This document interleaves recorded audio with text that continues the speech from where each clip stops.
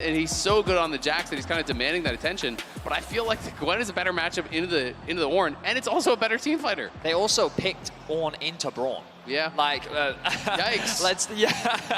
You know, like, it's one of those situations where when you think about what they're playing into, I think BLG are very happy. Admittedly, BLG's composition is very much about getting in front of your face, closing that gap. You have short range in the form of Gwen, who wants to have access to the backline.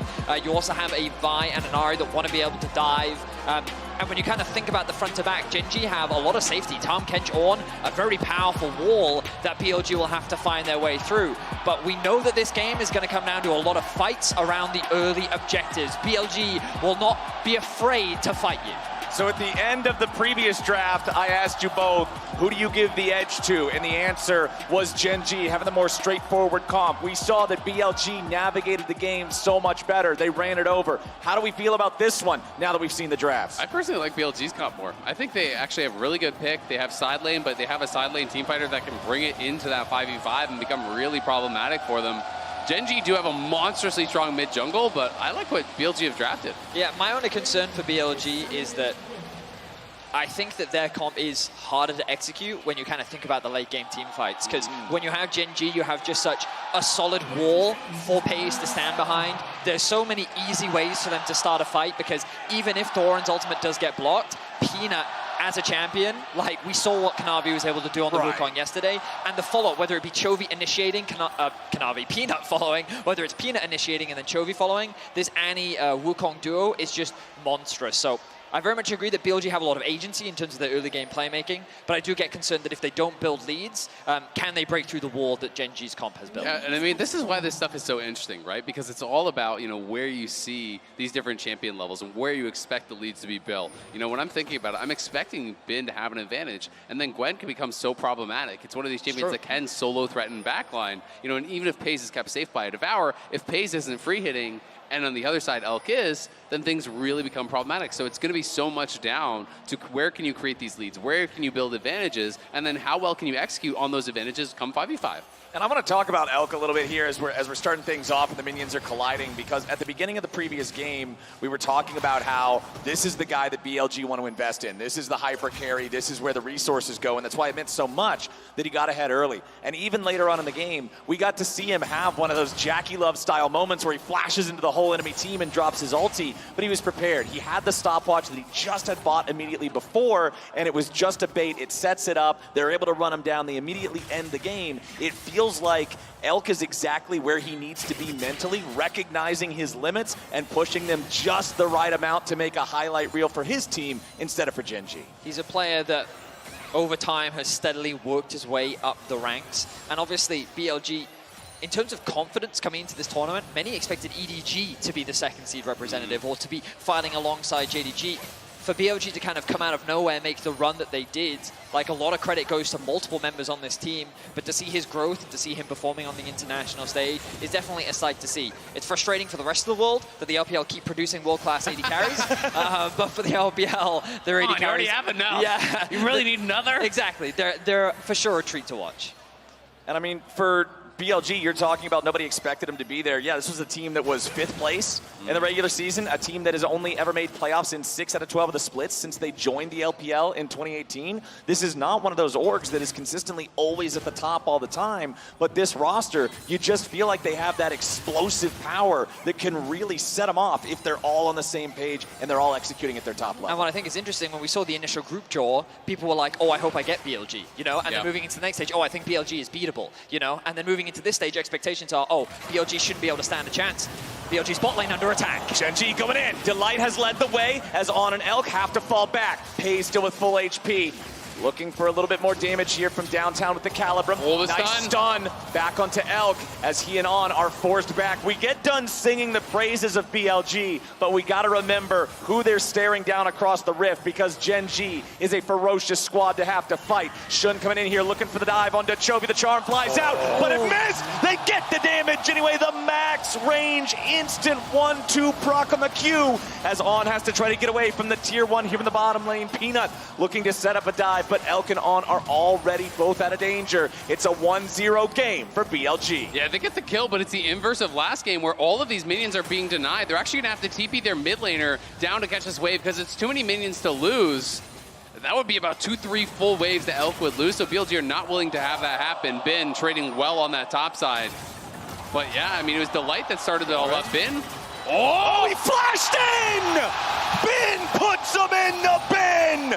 Throws him away! Doesn't even worry about it! That is the 1v1 top lane god! Doran overstepped after losing a trade. He goes back in, and Bin, we talked about last game how he will not hesitate.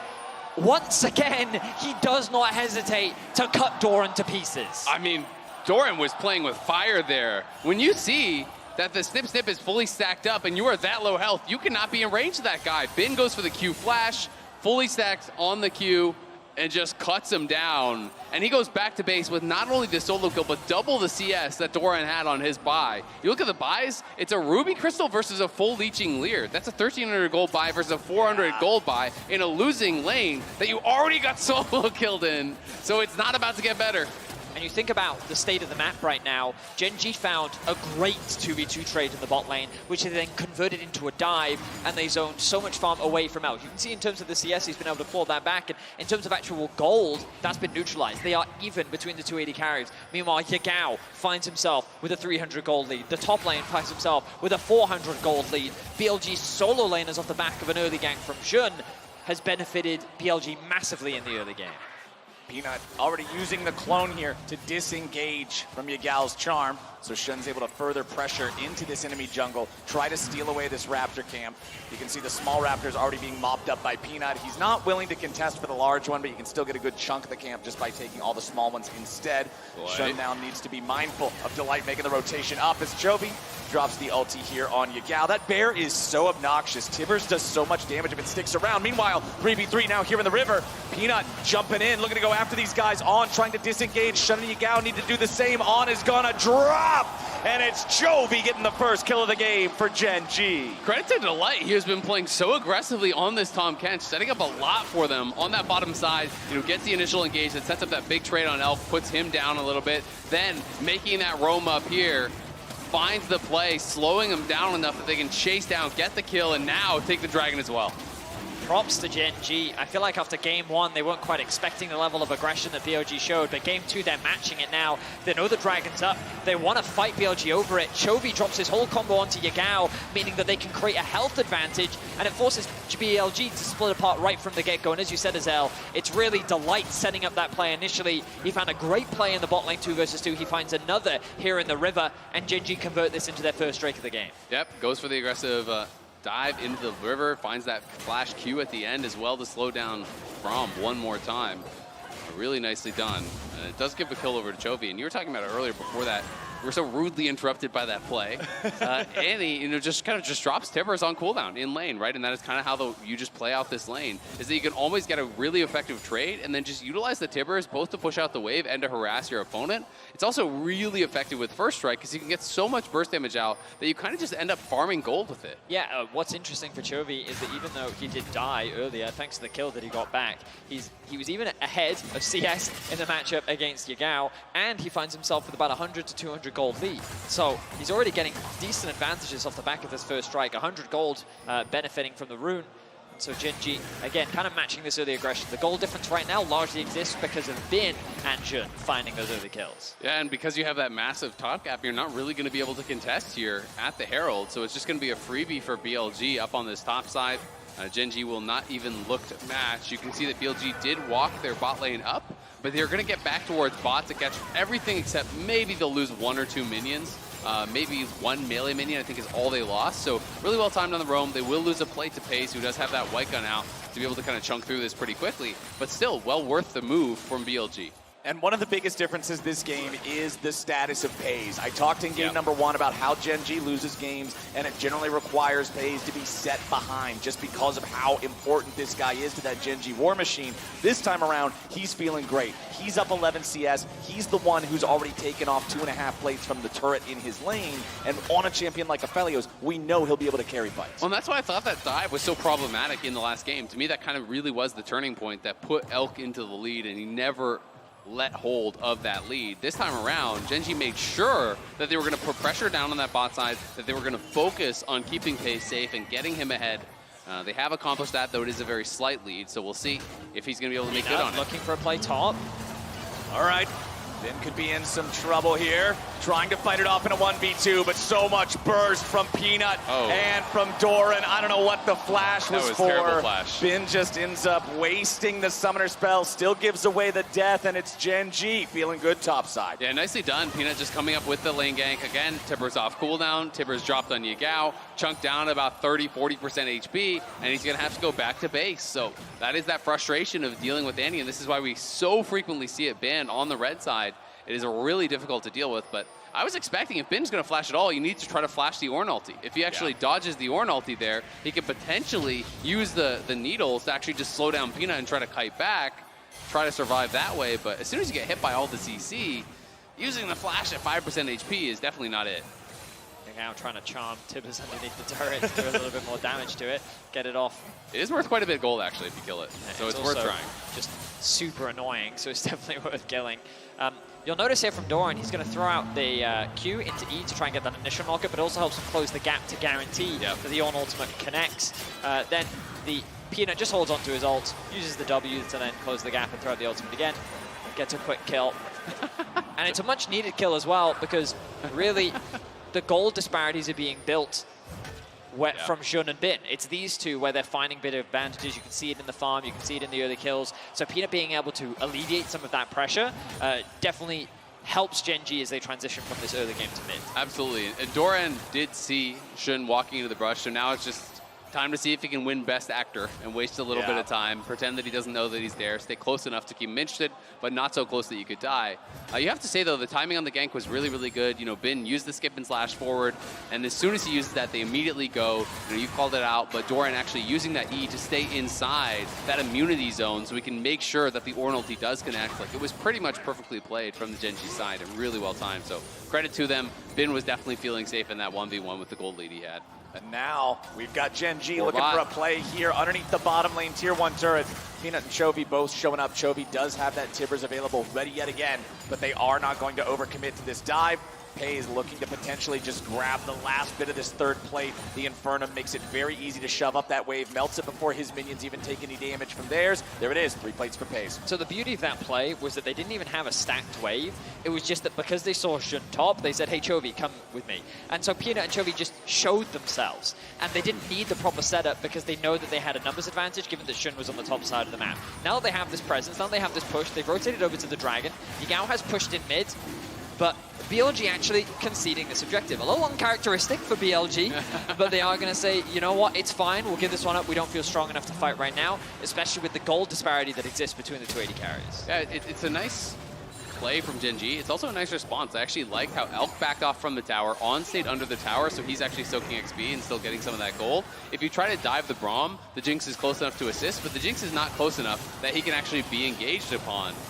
So really well played. And, oh, the Herald's actually aggroing Tibbers and chasing. I've never seen that before. Yeah, that was wonky. Interesting. Shelly just full chased that thing, almost actually died before charging. That would have been really problematic. That would have been a very clean interaction if it did succeed all the way.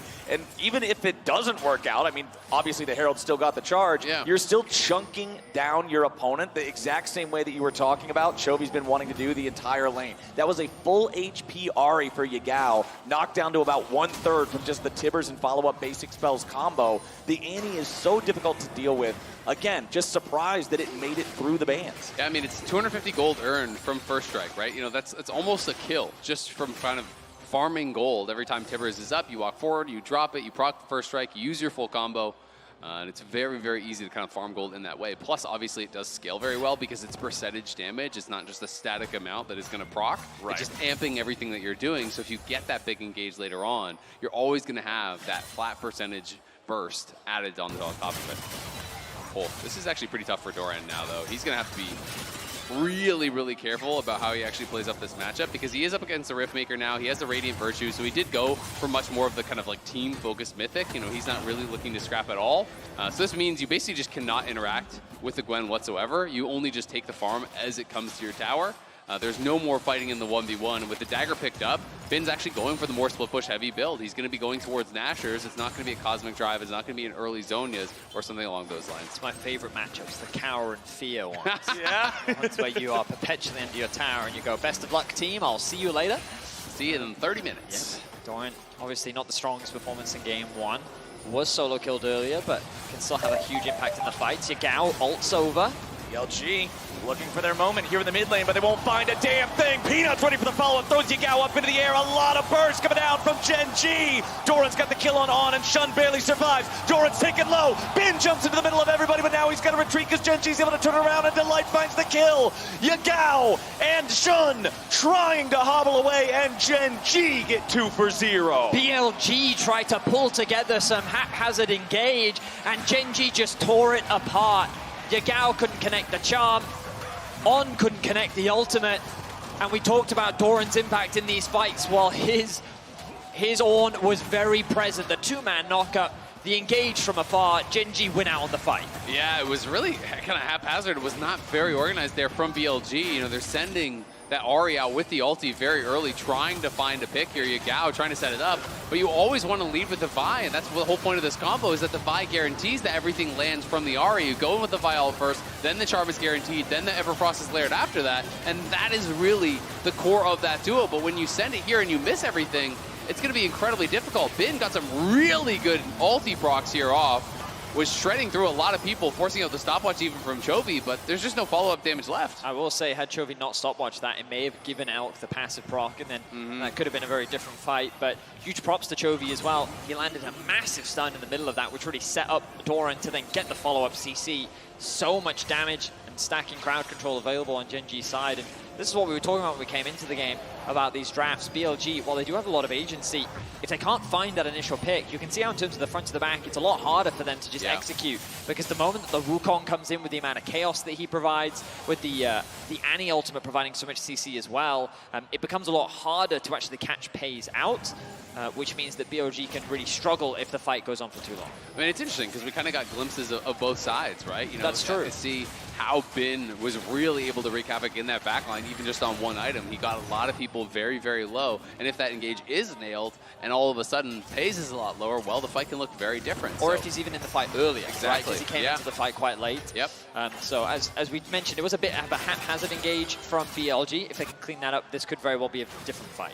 Well, we've got a pretty close game state now. The gold nearly tied, dead even, and it is 20 seconds until the next Drake spawns. Remember, the first two have gone the way of Gen G. If they get this third one, it'll put them on Soul Point, which could be a serious problem for BLG going forwards. Pays sidestepping away there. Delight getting to him there with the Abyssal Dive just to make sure in case they tried to make a move. He was there with the Devour to get his AD carry away to safety.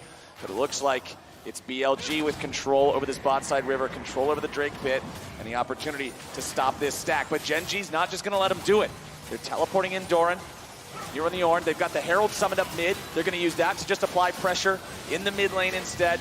The Drake is secured by BLG, so now Gen G, they didn't want to overcommit, just jump into a fight they weren't ready to take. Instead, they're going to at least trade objectives, grab this tier 1 turret here with a Demolish proc from Doran, and see if they can get this Herald a second charge. BLG trying to stop it. Herald smoked before it can connect. Yeah, nicely done there. And surprisingly enough, that's first power, right? 17.5 minutes in, so it's more gold than you would normally get on those kind of trades.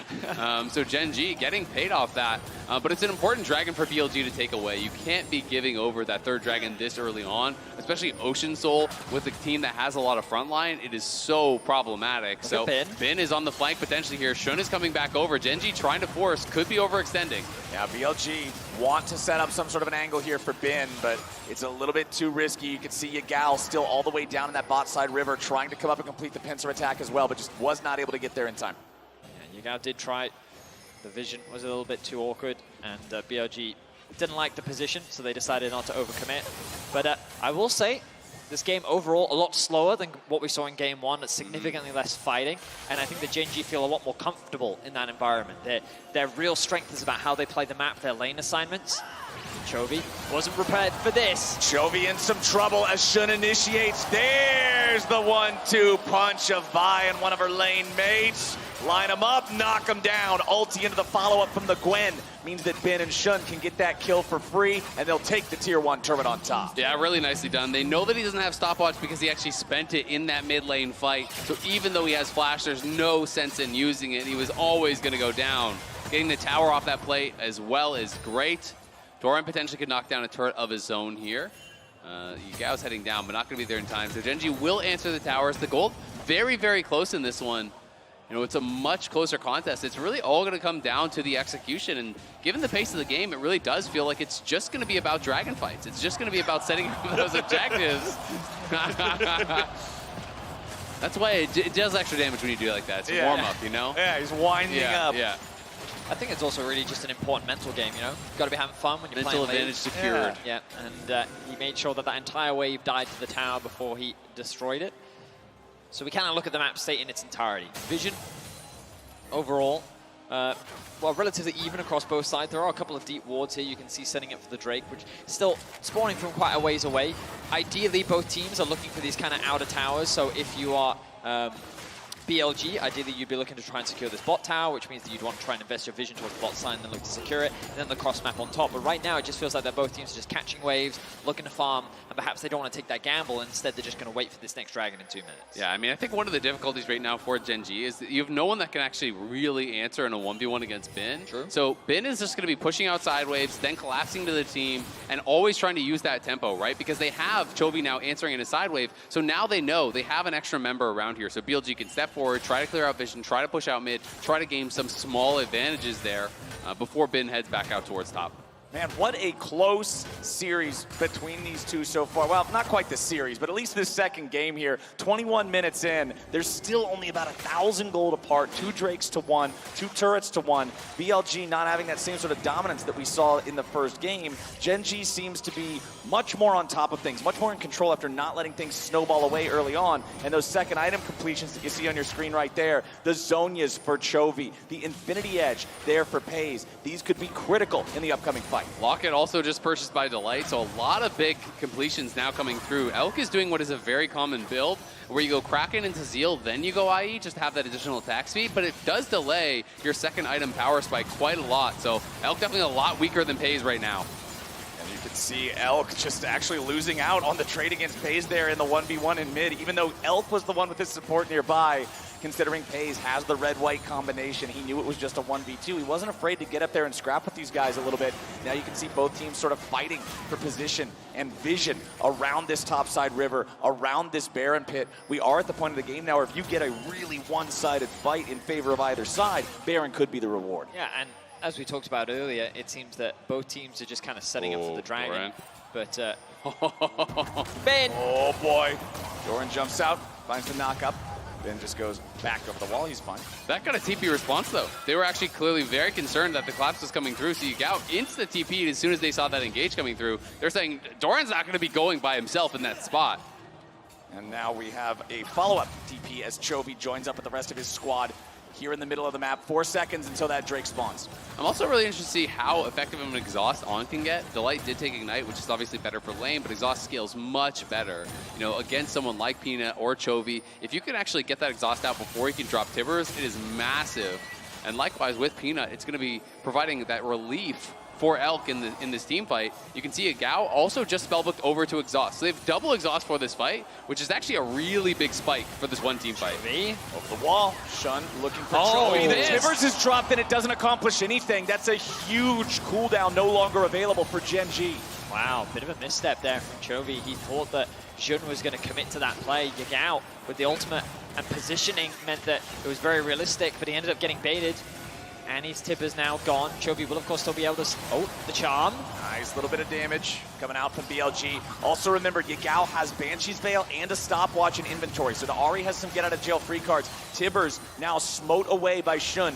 Make sure that they aren't going to be dealing with that extra ambient damage of the burn from the bear. Gen.G have lost mid lane prio though, and they can't really just walk through them, so they're going to lose their mid lane tier 1 for free, and they're still going to have to answer, or BLG could go for a tier 2. So now BLG get to enter into the river. Braum can just hop over the wall if he's in trouble, so not really threatened here. BLG maneuvering this very, very well. Should be able to grab Scuttle, which is also really nice to have the additional move speed around these fights.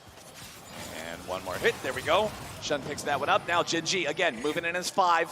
Keep your eyes on the Ornhorn. Keep your eyes on the Braum to block it. Yagao coming around on the flank, but he's spotted out, marked by Peanut. The Drake at about 10,000 HP. Peanut used the smite to pop the Banshee's Veil on Yagao. It's fine. He has a second charge. Yeah, it should be fine if we back up. I was very concerned initially there, but it's okay. Dragon gets a 4K. They're going in. Chovy wants to lead the way. The Drake is down to 3,000 as Chovy goes into the zone, used to protect himself for a little bit, and Tibbers is dropped once more. Now it's taken out, but Yagao is down. Pays grabs the kill, and Gen.G have already run the fight. Peanut's going to chase down Elk, and the Jinx has no way home. Delight jumps over the wall with the Abyssal Dive, and on to the next target.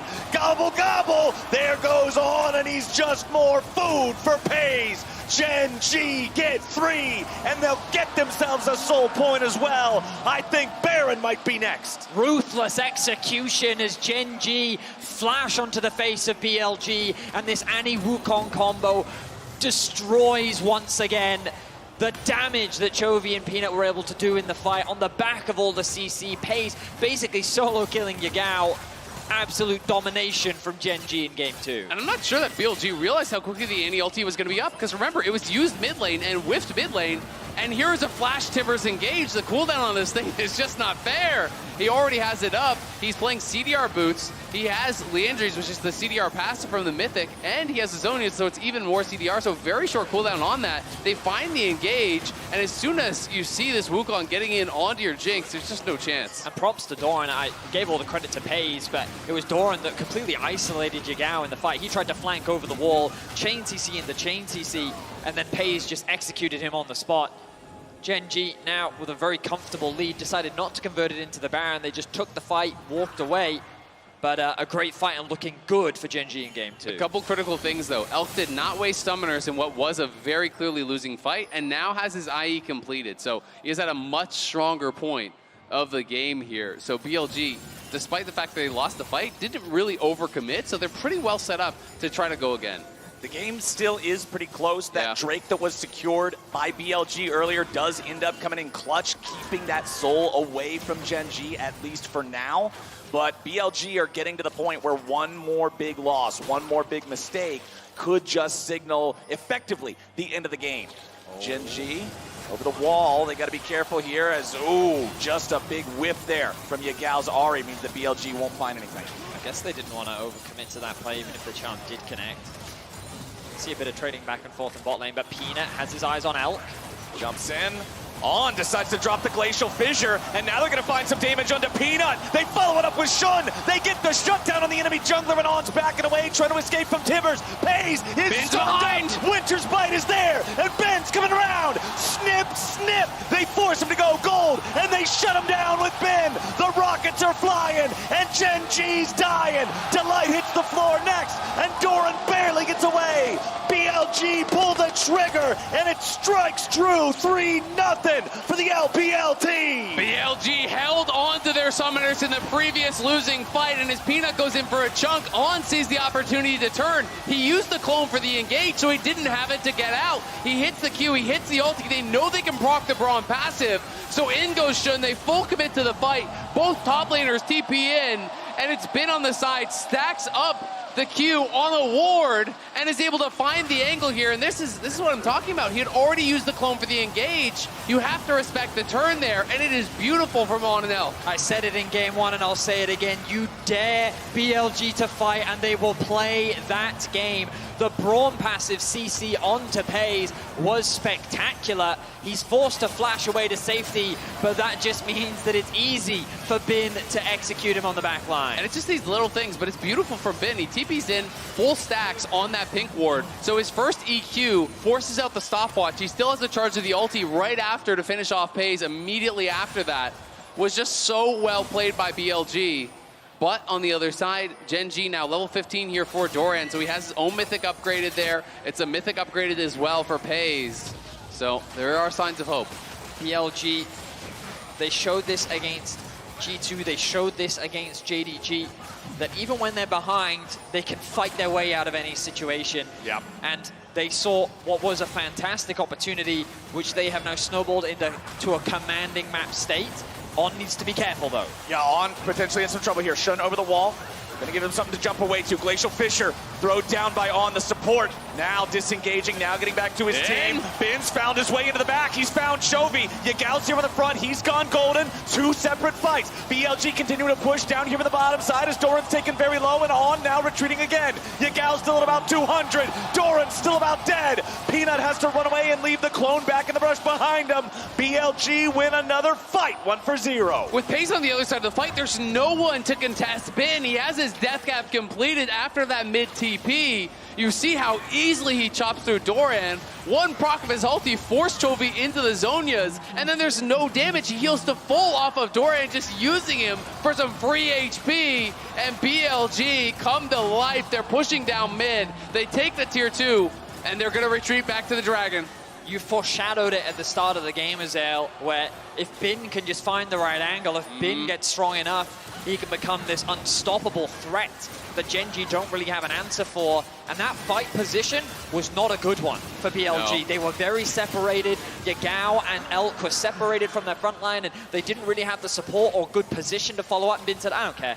I do not care. 1v2, 2v3, I have the damage, I have the tools to dismantle Gen G, and that is how they won that fight. They won a tower, and they won a dragon. Well, this is the thing. You know, when you get to this point on Gwen, it requires the entire enemy team to actually deal with you, because they have to be able to stun you up, get you inside that shroud, and be able to burst you down, right? And Bin is at this point where he really knows the limits of his champion. We saw, you know, in the JDG versus T1 yesterday, when Zeus was actually able to pick it, the only way they're able to do it, it was the full 5-man collapse onto this Gwen. Everyone burst him down. The sustain becomes really impossible to deal with. The only healing debuff is an Ignite on Delight, which was not in position to be there. There was no damage coming out from Pays. They have no answers for Bin if he's not focused by everyone. Now, the pings have come through from BLG onto their own AD carry, which is flashes up in about 45 to 50 seconds. They don't want to do anything until that is back up, and naturally they're going to assume that Pays' flash is up at the same time. So both teams going to be playing safe for the time being, pushing out these waves, getting a bit of vision, but these AD carry summoner spells are crucial before any further fights continue. Chovy also has to be really careful though, because he's been getting targeted a few times in these side lanes and in some of these fights. His flash is desynced from that of the Ahri. Bin's is going to be up before Doran's as well. So those critical summoners are going to be available sooner for BLG. And they're just going to be looking to continue rinse and repeat, set up for these Dragon fights, set up for these Baron fights, pressure through sides with Bin. As long as Bin sees that multiple members are elsewhere on the map, he's pretty comfortable, I think, in almost any 1v2 at this point. I would actually favor him in a 1v2 against Doran plus Peanut at this point in the game. It's so tough to deal with this guy. Stopwatches on both Bin and Shun whenever these guys decide to go in. Everfrost, Void Staff, Banshee's Veil, all done on Yagao. There's just so much power here on the side of BLG. We got 1.5 minutes until Baron, 3 minutes until the Drake. Gen G had so much control for so long, but then it was that mid lane fight that got BLG Baron. It was after Gen G had just won a pretty decided victory themselves, but you guys properly pointed out the saving of summoner spells, the fact that they recognized they could keep those resources and turn it around later. Now Gen G still has quite a few ways that they can slam a fight. When you look at Pays, you see the Hex Drinker with the Bloodthirster, Infinity Edge, Gale Force, evolved Mythic thanks to Doran's Ornn. And Gen G, 5-man top, they're going to force down the tier 1. It's really going to be a battle of Pays saying, try to kill me, you know? And Bin is going to be like, okay. Like he's don't try too hard, stop that. Get away from me. He's not going to shy away from that contest. And we'll see if Paze can stand his ground very close to level 16. That's going to make a big difference. But Bin, just as close to level 18. Yeah. Absolute monster in the top lane. I mean, Bin is more than the total gold lead for his team, right? You know, he is a good 4,000 gold ahead now of Doran. They're 3,000 gold up on Gen G. So if Gen G can have a fight without Bin involved in it, it's potentially going to look really good for them. But any fight where Bin has a good angle is going to be so problematic. And he has the gold here, I think, to finish Zonia's, or at least very, very close. And normally, when you're looking at a game state like that, you would say, oh, well, at least he's Ornn. At least he's always still guaranteed to be useful. But there's been a couple of these team fights where the Ornn kind of just flies through and doesn't do anything. Even if it does do something, Braum can block it. Exactly. There are answers for BLG to deal with that guaranteed utility of an Ornn pick that you would normally assume. So Gen G, they got to execute. Gold-wise, though, you know, you have 4 mythics upgraded for that Ornn, so... the gold lead is really 0. It's basically a dead even game at this point. You know, Soul would be a massive advantage for Gen G if they can get it, but it's all going to be down to the execution here. You can see Bin trying to wrap around. He's being marked by Peanut, as Gen G do have the push through mid and are going to have easier access into the river. They just used the Unbreakable from On's Braum, so BLG knew they had to back up for a second. You can't risk getting engaged on by the Ornn Horn when that's not available to block it. The positioning here from Gen G is pretty good. You've got Peanut on the right flank, you've got Doran on the left, and Peanut just trying to bait out a couple spells here, but Gen G really trying to mitigate BLG's angles to start off these fights. Yeah, Peanut actually got the Banshees popped off. That's what he's trying to do on Yagao. So he does pop the Banshees off Yagao, and Yagao now is a more viable target. A little bit of poke back and forth between both sides. Doran took about 1,000 HP. It doesn't look like that because he is the Ornn. But On also taking a slight amount of damage here. But look at Breaker being charged. Chovy's in some trouble. Uses the stasis to keep himself alive, and now the Ornn Horn's coming through. Shun looking for a little bit of pressure as Bin's Hallowed Mist is going to keep him alive. Disengage, coming back out for BLG. Gen G take a little bit of damage, but for the amount of ultis, the amount of abilities that went flying, there's not a lot of injured health so far. Shun backing away. Elk and On got to be careful as On's going to take a whole lot of damage here from Paze, rooted up, but now Paze could be in some trouble. One more hit for the winner's bite is going to set him up. They might just take him down. Yagal's after Chovy. He's barely still alive, and Yagal's got the first kill. He kites away from Peanut to stay alive. Elk continues the chase after Doran as Paze barely survived the onslaught from BLG, who win the fight, kill the enemy mid, and secure the next Drake. Very scrappy fight here. A little bit of jitters, it feels like, between the teams. It looked like Shun shortchanged his Q flash there onto Chovy, and then we see Yagao shortchanging his flash as well for that pullback on his Q on Chovy. But at the end of the day, it's BLG again in these scrappier fights are going to have the advantage. It's them that come out on top. They move to Soul Point. They TP here over to the Baron, trying to make sure that Gen G wasn't doing any sort of a sneaky rush, and they could easily start this up at this point. It is spotted, though, as they see multiple members walking over. So Doran and Peanut are here. Nice charm down on a Doran. A little bit more damage, finding its way onto the tank, but that's not the guy you can target if the fight is even. Doran now getting chased down by Bin. He'll cut right through him. Bin is unstoppable, and BLG once again have a 5v4 as Chovy just now respawns and teleports to join up with the rest of Gen G. BLG right back into the Baron pit. Keep your eyes on Chovy. It's going to need to be a big Tivers if they want to try to win something here. All of BLG starting to back away a little bit now. The Glacial Fissure dropped by On. BLG back into the pit.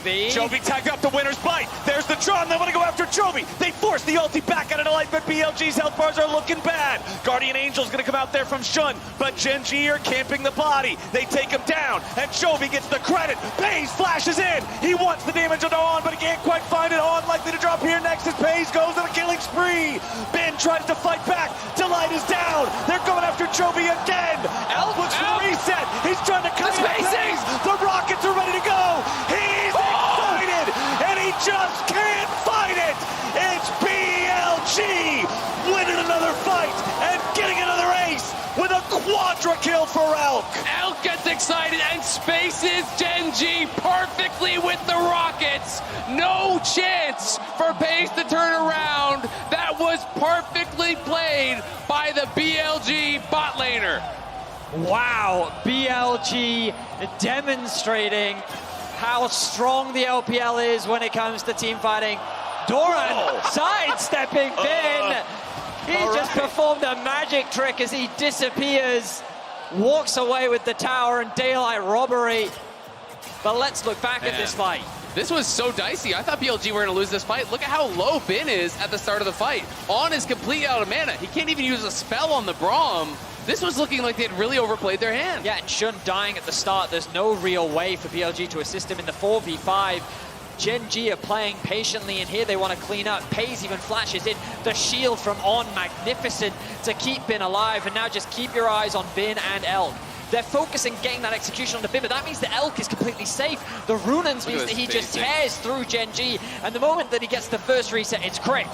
It's a crit, it's a crit, it's a crit, it's a crit, it's a kill, into Quadra for Elk. Yeah, and that is the advantage of the Jinx in those situations. You stack the lethal tempo, and you can see it. BLG's coaching staff are pumped up after that fight. They know it was critical. And now BLG are looking to push down bottom side. I believe that Elk is 6 items on this Jinx. He is powered up with Baron. He is protected by his team. And BLG know they got everything they need to be able to find a win. Yagao and Shun gonna pressure the mid lane, pressure the tier 3, take down the inhibitor turret as Delight goes to join back up with Doran, but the base has been broken open. Gen G trying to group up as 5 and continue their defense. Yeah, BLG just need to be careful if they're splitting up like that to not get engaged on. Gen G's only real recourse in this situation is to try to get an odd number fight. They need to find a 5v4. They need to find a 4v3, something along those lines. But Bin is just going to peel them apart. You can see him pushing down here along this bot side. On and Elk are just bouncing between mid and bot here, and they're going to be able to grab this inhibitor very easily. Chovy, can he find an angle? BLG, they take out the inhib. Now Doran's gonna take the damage here with the start. Yagao CC'd as he has to try to get away. Doran goes to the Ornhorn, but On does a beautiful job blocking it out. Tibbers is summoned, Tibbers is down. BLG, they force the inhib, they disengage. 30 seconds left on their Baron. 50 seconds until the Drake Soul spawns. Whoever gets it is getting that Ocean Soul. BLG have done a great job of clawing control back of this game, and so much of the story was about Bin. His impact in the side lanes, the fact that he was just this unstoppable demon. And then Elk has been stepping up, level 18 on the Jinx. Full build, and now BLG feel confident as the Dragon is spawning. This feels like the deciding fight, Flowers. Yeah. At the end of the day, it all comes down to execution. Can Gen G find the fight to turn this game back? These fights are going to be so high lethality. There's no stopwatches available. Everyone's already kind of utilized theirs. The Zonius is even on cooldown, so it's all about the engages here. Everyone is doing so much damage at this point. They charm up Doran, but he does a good job buffering through it. Meanwhile, the engage back on the Shun. Gen G go after him, but they cannot burst down the jungler. BLG ready to defend him as Elk is firing into the Drake. BLG have started up the objective. Now Yagao off to the side, has to be careful. Peanut wants to contest it. Make it a 50-50 here for the Drake. He looks to go into the pit. It's going to be secured by the side of BLG. As Bin and Yagao look to keep everybody else occupied. Elk grabs a kill. They trade one back for support for jungler. But now Gen G's going to go on the run. Elk is unstoppable. Gen G are gone. A triple for the Jinx. Elk runs them over. And BLG are going to bring it home. Pray all you want to the Church of Chovy. Nothing will stand in the way of BLG tearing Gen G apart and going to match point in this best of 5. It was such a close game for so long. Gen G had an edge for so long, but the edge is blunted as BLG move on to match point. Bin has been the difference, it feels like, for me in this series. That Gwen